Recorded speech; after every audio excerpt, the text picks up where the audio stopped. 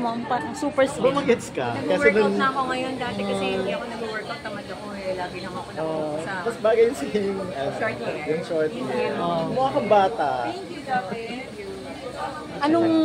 Anong maabangan namin sa'yo? Like, movies coming up? Strangers po. Lalabas na sa May 21 sa Amazon. Perfect Nine Strangers. Perfect Strangers sa Amazon Prime. Yun, sa May 21. With? Series yun, with Nicole Kidman. Yeah.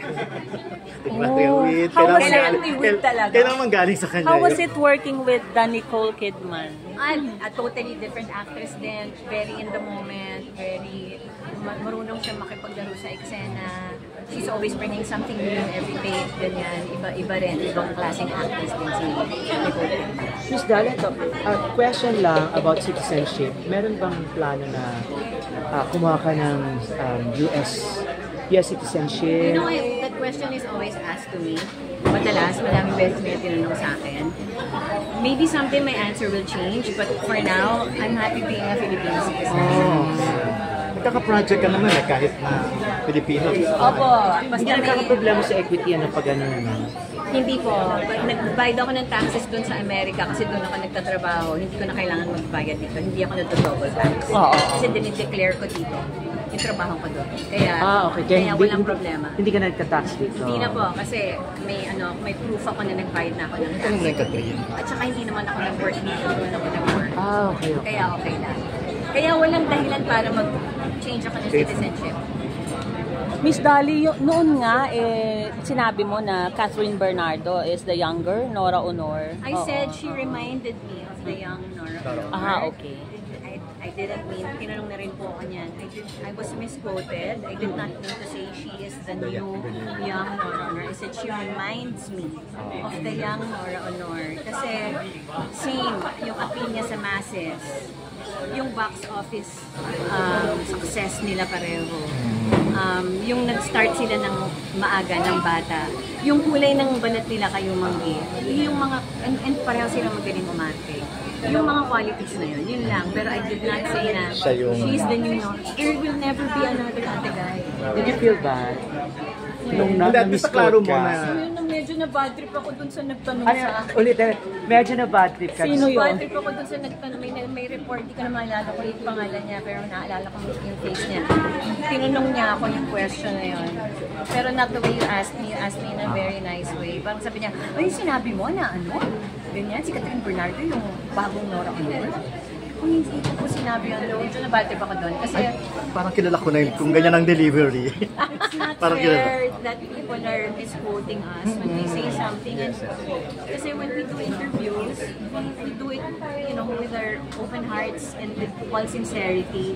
So when we're misquoted, it feels like we're being disrespected. So I felt na, don't put words into my mouth. Never ko po sasabihin na anyone is the next anyone. Wala na pong Nora Honor. Wala na pong Ate Guy. So na-misquote ka? Na-misquote or na-misunderstood ka ba? Baka na-misunderstand. Baka hindi naman siguro niya sinadya na ibahin yung sinabi ko. Kasi yung title ng article, parang ganun no? Younger... Sabi ko, she reminds me of a young Nora Honor. Yes. Pero hindi ko sinabi she's the next Nora Honor. Malaking naman. difference po yung Correct. she reminds me sa she's the next. Or even younger Nora Honor? I did say the young Nora Honor. She reminds me of a young Nora Honor. Yung exact words ko. Tama rin naman kasi si Catherine may sarili rin naman siya. Wala rin katulad si Catherine Bernardo. She can be compared to anyone. Yes, So, tama naman. and ako personally, as much as possible, I don't like comparing actors to each other. Because we all have a unique thing to contribute to the industry. Nabash ka ba because of that? Hindi naman. Hindi ako nabash. Pero, baka nabash ako, hindi naman ako-aware. Posible. Pero, dun ko lang naramdaman nung tinanong ako ng report. In a very, parang na-offend siya nung tinanong niya ako. How dare I say something. Sabi mo, punta siya dito. Parang kinonfront ka niya in a way na pa... Kinonfront niya ako. May ganyan rin siya, may telepono siya sa mukha ko. Hindi, wala akong sinabi doon. Bad trip talaga ako eh. Kasi, It's very disrespectful. I would never say that about Ate Kai. Saan ba sinabi? Can't compare her to anyone. Pwede Saan ba ba siya? sinabi yung ano? May blind item. Pwede siya. Saan mo ba sinabi, in what situation mo Tinatanong sinabi siya. na You know what's he funny? reminds me, You know she what's reminds funny? me I of? don't remember where I said it. I don't remember sa dami ng mga ganitong setup. Hindi ko na maalala. Pero ang hindi ko makakalimutan is nung nilapitan ako ng reporter sa Cinemalaya yun. Pag Sinimalaya na. Okay. So pag nakikita mo yung reporter na yun, nagiging react. Wala ba siya rito Hindi naman kanina? po, hindi ko na rin siya masisisi dahil baka naman... Baka yun ang intindi niya Baka eh. mali lang yung pagkakaintindi niya. It's just that, for me, that was the premiere of our film, Imapupukaw eh. So parang, why make it about some other people? Let's make it about the film that we're watching today. Kaya nabadap ako. Pero now I'm okay. Okay na.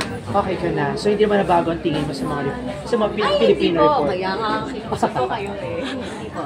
Hindi ko naman kayo nilalahat. Thank you, Nakita ko lang Thank you, sa post Dolly. ng ABS.